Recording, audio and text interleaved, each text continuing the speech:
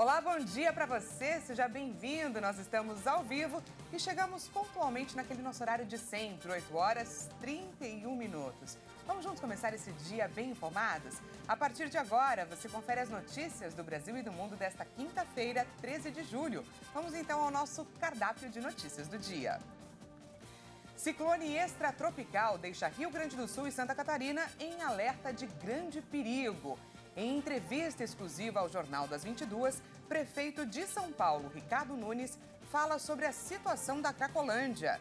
Reunião de cúpula da OTAN termina com declaração que reforça o compromisso do bloco em apoiar a Ucrânia e a entrada da Suécia fica para outubro. E ainda, OMS teme que a gripe aviária se adapte com mais facilidade em humanos. A gente conta tudo isso e muito mais a partir de agora. A passagem do ciclone extratropical no sul do país causou estragos em Santa Catarina e no Rio Grande do Sul. Segundo a Defesa Civil, a chuva vai dar uma trégua nessa quinta-feira, mas os ventos fortes continuam. Vamos conferir. Várias cidades do estado catarinense já sentiram os efeitos da passagem do ciclone extratropical. Os ventos fortes e as chuvas deixaram casas destelhadas. Árvores foram arrancadas e moradores tiveram prejuízos. Segundo a Defesa Civil, a chuva vai dar uma trégua nesta quinta-feira, mas os ventos fortes continuam por causa da atuação do ciclone. Também deve ser registrada uma queda acentuada nas temperaturas. As chuvas começaram já entre terça e quarta-feira, antecedendo o ciclone. O início dele já havia causado estragos em cidades do oeste, da Serra, do Vale do Itajaí e do norte do estado. Entre o fim da noite de quarta e esta madrugada em Chapecó, várias árvores caíram sobre carros, ruas e casas. A Defesa Civil distribuiu lonas para os moradores que tiveram residências destelhadas. Na SC 453 em Ibicaré, a rodovia ficou interditada nos dois sentidos depois que vários galhos de árvore caíram, mas os bombeiros conseguiram desobstruir a via. Em Xanxerê, houve destelhamento e queda de árvores. No Rio Grande do Sul, o ciclone causou estragos em 38 municípios e quase 470 mil ficaram sem luz. Todo o estado ficou sob alerta. A rede estadual, assim como prefeituras e universidades, suspenderam as aulas devido à previsão. Além disso, 7 rodovias sofreram algum tipo de bloqueio. Em São Francisco de Paula, algumas estradas foram bloqueadas em Salto, devido à água sobre a pista. Na BR-470, a rodovia também foi interditada na altura do quilômetro 107, entre Barretos e André da Rocha. Nas cidades de Jóia e Campo Novo, cerca de 400 residências foram danificadas pelo temporal. Em várias cidades, a Defesa Civil distribuiu lonas após as chuvas de granizo danificarem os telhados. O ciclone extratropical ainda está próximo ao litoral do Rio Grande do Sul e de Santa Catarina, com potencial para provocar fortes rajadas de vento nos estados da região sul e em várias áreas do sudeste e do centro-oeste. E mudando de assunto, o governo federal decidiu encerrar o Programa Nacional de Escolas Cívico-Militares, o PECIM. A decisão foi informada aos secretários de Educação de todo o país por meio de um ofício. Mas em São Paulo, o governador Tarcísio de Freitas afirmou que vai criar o seu próprio programa de escolas militares. Criado em 2019, o Programa de Escolas Cívico-Militares permitia a transformação de escolas públicas para o modelo cívico-militar.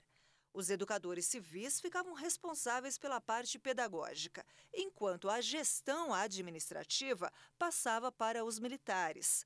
Cerca de 200 escolas aderiram ao formato. Esse número representa 0,1% do total de escolas no país. De acordo com o ofício enviado aos secretários estaduais, a mudança será gradual, para que não prejudique o encerramento do ano letivo. A decisão conjunta do Ministério da Educação e do Ministério da Defesa dá fim a uma das prioridades do governo Bolsonaro.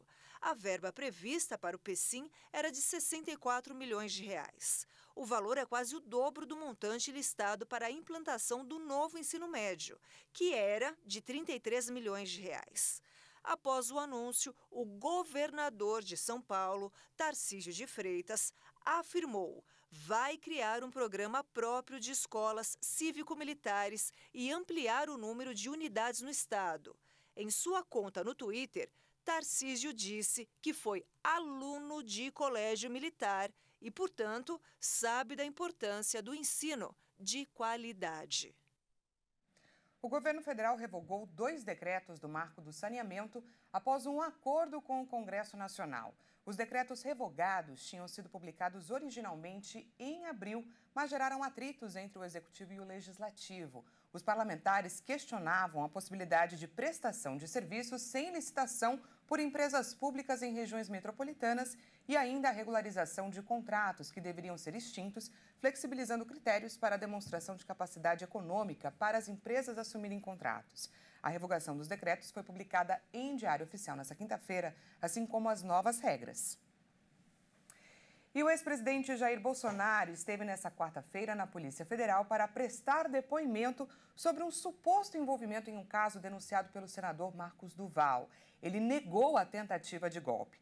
Segundo Bolsonaro, nada aconteceu na reunião com o senador do Podemos do Espírito Santo em dezembro do ano passado. O senador, segundo ele, segundo o ex-presidente, que responda pelos seus atos. A reportagem é da Jaqueline Fonseca. Pela quarta vez este ano, o ex-presidente da República, Jair Bolsonaro, compareceu à Polícia Federal para prestar depoimento. Desta vez, a investigação é sobre uma reunião que teria sido realizada para planejar um golpe de Estado. Este encontro foi denunciado pelo senador Marcos Duval no mês de fevereiro deste ano. Segundo Duval, ele foi levado pelo então deputado federal Daniel Silveira a uma residência oficial da Presidência da República para, diante do então presidente Jair Bolsonaro, fazer um compromisso de gravar clandestinamente o presidente do TSE e ministro do STF, Alexandre de Moraes.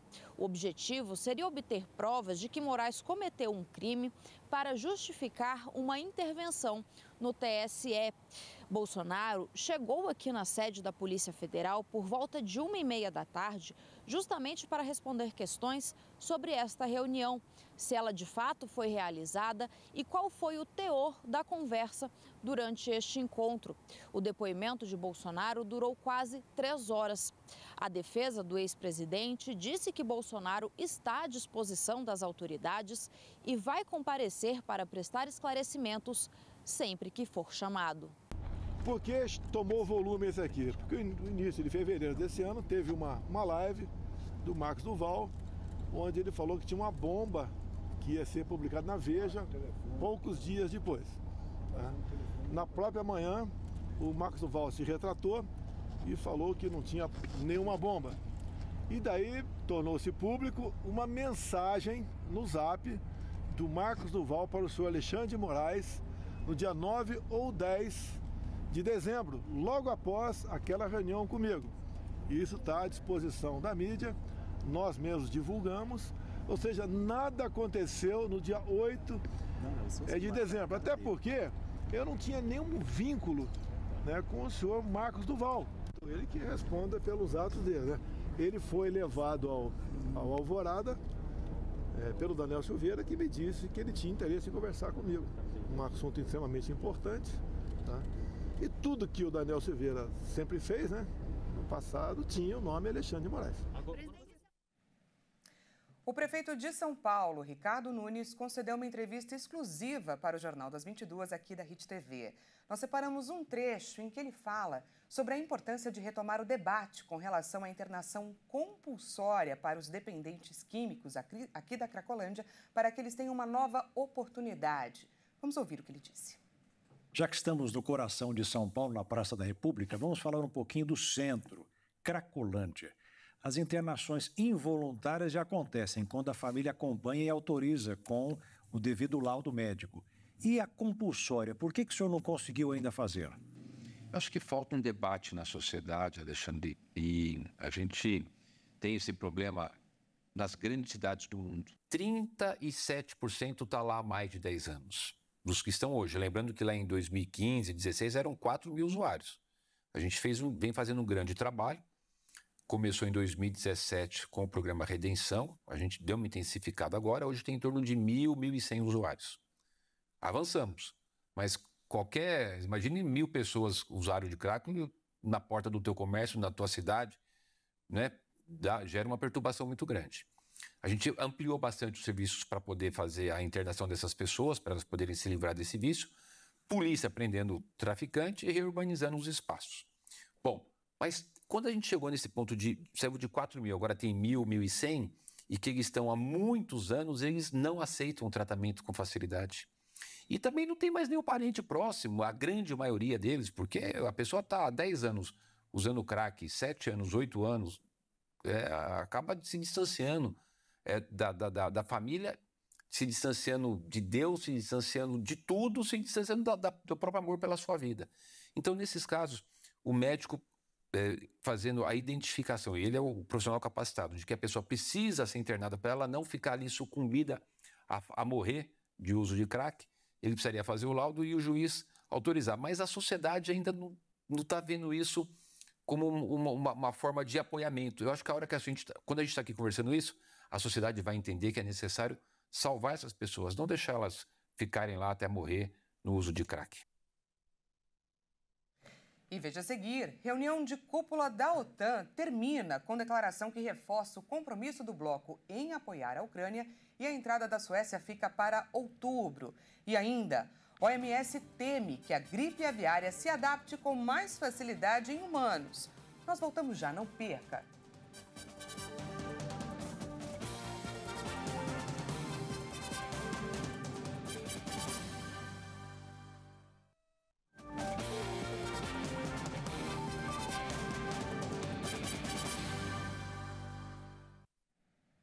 Seja bem-vindo mais uma vez. Nós estamos de volta e ao vivo, 8 horas e 45 minutos pelo horário de Brasília. Voltamos com uma notícia importante que vai interessar para todo mundo. 75% dos brasileiros utilizam aplicativos de transporte. Alguns diariamente, outros eventualmente. No meio de tanto tráfego, a coisa mais comum é as pessoas esquecerem os mais variados objetos dentro dos veículos. Já aconteceu com você? A boa notícia é que dá sim para recuperar esse objeto. Quem explica pra gente sobre como reaver um objeto esquecido é a repórter Maria Clara Leite.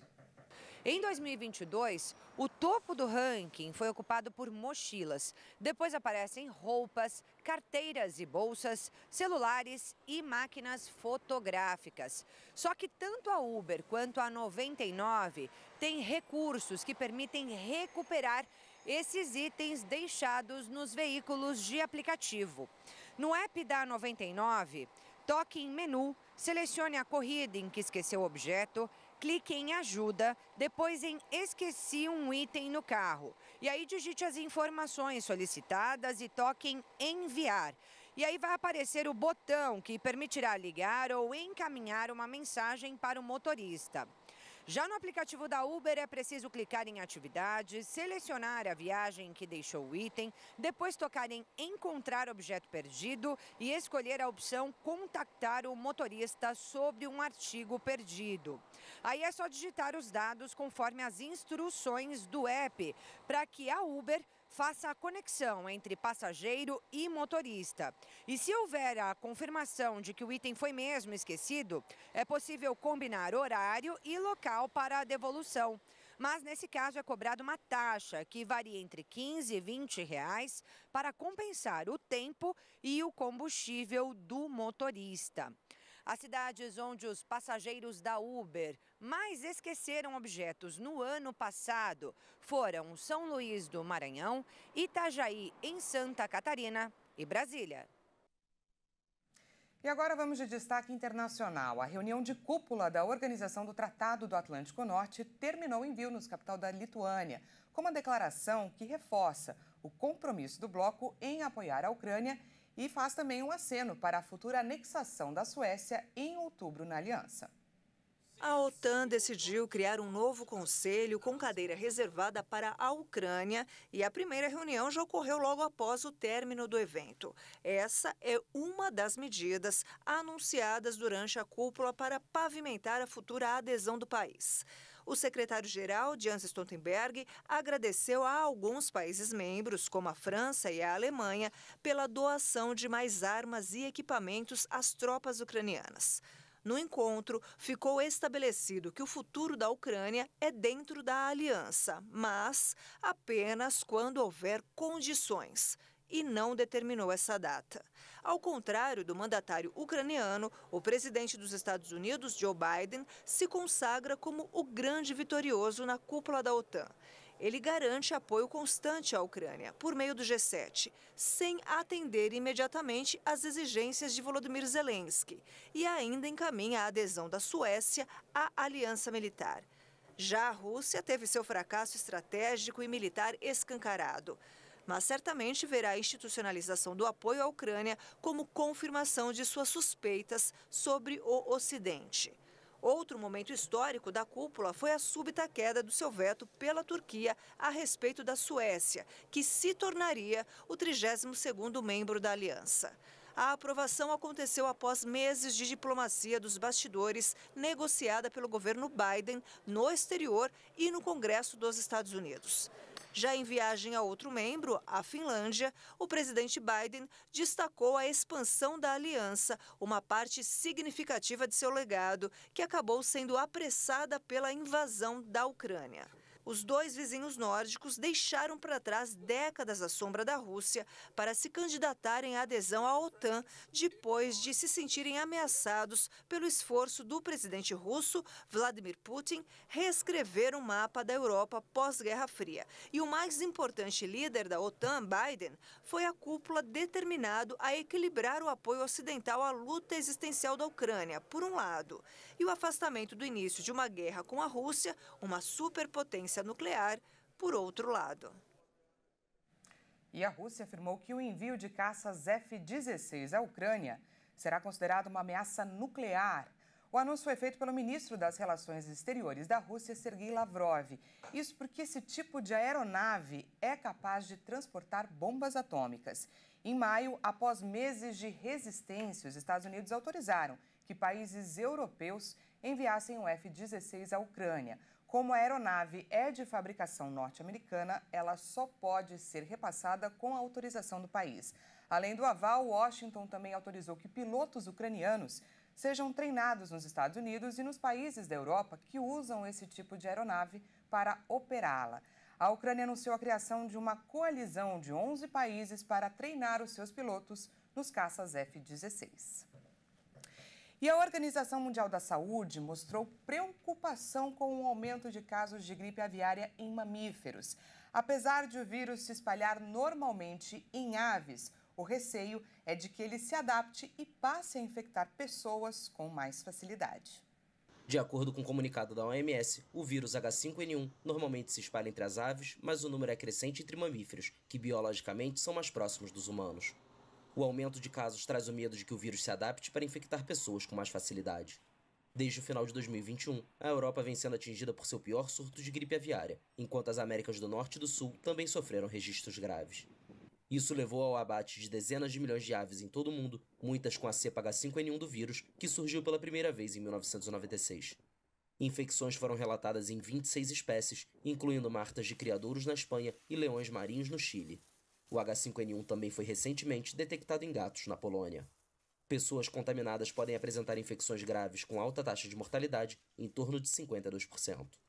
Os casos humanos de gripe aviária são raros e geralmente resultados da exposição direta ou indireta a aves vivas ou mortas infectadas ou a ambientes contaminados. O telescópio James Webb comemorou 1 ano e, na data, a NASA divulgou uma nova imagem espetacular do nascimento de estrelas semelhantes ao Sol. Vamos ver. A captura provém da região de formação de estrelas mais próxima da Terra, a 390 anos-luz, situada na nuvem de gás de Huygens-Fuchs. De acordo com cientistas, a imagem, que contém cerca de 50 estrelas jovens de tamanho similar ao Sol, permite o testemunho de um brevíssimo período do ciclo vital estelar com uma nova clareza. Em 12 de julho de 2022, a Agência Espacial Americana revelou as primeiras fotos coloridas do telescópio, localizado a 1,5 milhão de quilômetros da Terra, o que marcou o início das operações científicas desta joia tecnológica. Em seu primeiro aniversário, a NASA planeja um especial para rever todas as descobertas durante uma transmissão de vídeo ao vivo pela internet. Até o momento, ele observou a galáxia mais distante já detectada, além de buracos negros, e mediu pela primeira vez a temperatura de planetas rochosos distantes. Um estudo brasileiro mostrou que Pilates pode aliviar dor crônica na lombar e e os sintomas depressivos causados por ela. Chamada de lombalgia, a doença é uma das principais causadoras de pedidos de afastamento do trabalho no INSS, o Instituto Nacional do Seguro Social.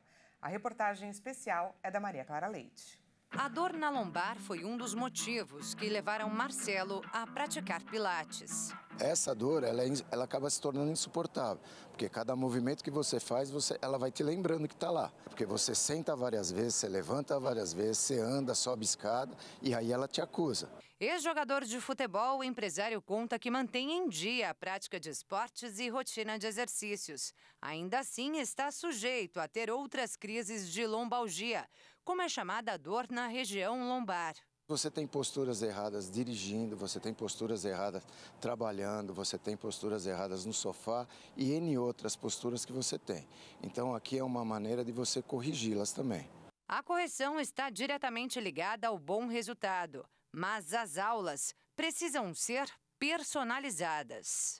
Isso aqui é igual uma receita médica, né? Tudo depende da dose, tudo depende do paciente. Então, o exercício que é bom para ele não é bom para uma outra pessoa, sabe? Eu preciso pensar no dia dele, eu preciso pensar exclusivamente nele. Então, assim, a dor só melhora mudando o padrão de movimento. Então, eu preciso pensar no movimento que ele faz durante o dia, mudar o padrão de movimento, eu consigo melhorar a dor dele. O grande problema, segundo o especialista, é ficar sempre na mesma posição.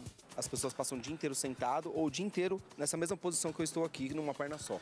Então a musculatura ela fica muito tensionada de um lado, acaba puxando a lombar para o outro. Quando você solta a musculatura do glúteo, a tendência é soltar a lombar e já melhora na hora. Assim. Soltou, já melhora a lombar. Em um mês você já sente o resultado. Aquela dor que era aguda, ela passa a não ser mais aguda e você vai indo constantemente e você vai saber que aquilo lá está te dando o resultado. O relato do Marcelo reafirma o resultado da pesquisa realizada pela Faculdade de Medicina da Universidade de São Paulo com pacientes recrutados do Hospital das Clínicas. O estudo mostrou que o Pilates, sem associação de nenhum outro recurso terapêutico, é muito eficaz no tratamento da dor lombar crônica e sintomas depressivos associados a ela, em apenas 12 sessões realizadas 2 vezes por semana. A ideia, as pessoas, é compensar. As pessoas passam o dia inteiro sentado, o dia inteiro no computador, o dia inteiro no celular. Então as pessoas anteriorizam. Então quanto mais anteriorizado, mais depressivo, mais introvertido. Então minha ideia é abrir a pessoa, abriu a musculatura, abriu a postura, as pessoas estão abertas para tudo. Então melhora até queixa de depressão, melhora até queixa melhora muito a vida da pessoa. Outro estudo publicado em uma revista científica americana mostra que o Pilates contribui muito para a boa saúde mental. A prática da modalidade reduziu em 81% sintomas de depressão e em 46% sintomas de ansiedade dos participantes da pesquisa. A professora de Educação Física explica por quê. Depois do treino, a pessoa ela sai muito mais solta, mais leve, né? Então ela consegue ter mais energia para enfrentar o dia e ela começa a pensar em si mesma. Porque, na verdade, quando você entra num processo que você não está legal naquele dia, ou a pessoa que está com começo de depressão, ela tem que olhar para dentro de si. Opa, o que está acontecendo comigo? Como eu posso resolver isso? E aí o Pilates ele traz justamente isso, em pensar em si. Faz força no glúteo, faz força no abdômen, se concentra. Então ela não consegue pensar em outra coisa. Ela tem que se concentrar, estar ali e agora. Praticante de Pilates há 8 anos, Marcelo diz que essa é mesmo uma modalidade completa. Precisa fazer para você sentir isso daí na pele. Realmente o Pilates ele te dá o quê? Ele te dá um conforto e te dá uma qualidade de vida para você fazer qualquer atividade física, o teu trabalho, para fazer qualquer coisa que você deseja.